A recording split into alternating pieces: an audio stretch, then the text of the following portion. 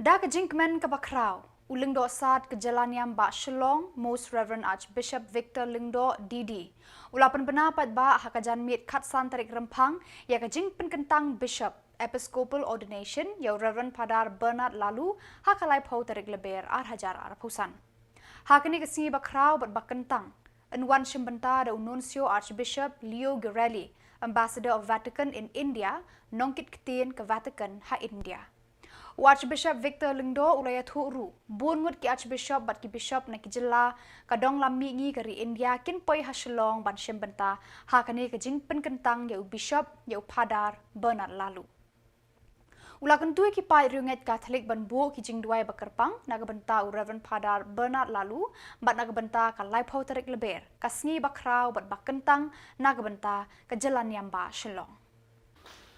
Ha ki Lingdo Ki father, ki sister, ki brother, ki Tarik, ki archdiocese Shillong berawai. Ringkat pada pi baro ki parabanget, ki long pa, ki long kemi, ki kon Samla.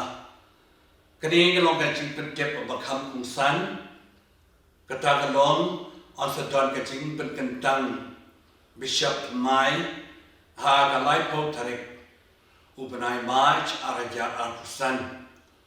Ya Phadar Laloo, uban long auxiliary bishop John Shillong archdiocese. Nama kata dekat cikar pa di pi barokalong, dongin pelong kacing duai bakarpang, insapha shapi, kacing duai masapen krek, naga benta kani kacing job, ia kani kasi krau, kacing penkentang bishop, hangi epo Calvary, kacadar parishami.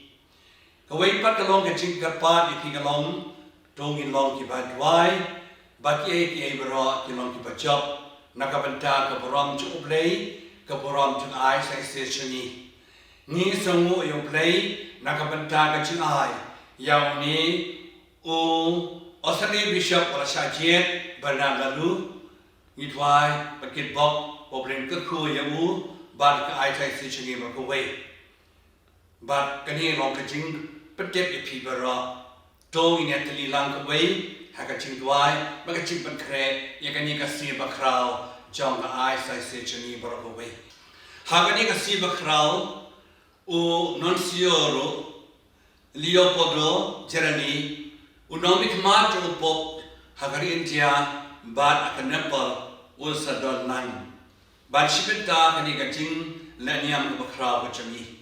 Kumjuru ki wei ki Archbishop but Bishop John ka North East India but way rupijaka mamajan in one shimbentalang hagani kasikrao kajikpen kentang Bishop Yauf Phadar Laloo asadan bodro ki way killing dog ramiam bawan na ki way ki diocese John ka North East India blame kaku yakani kasikrao joni kublay.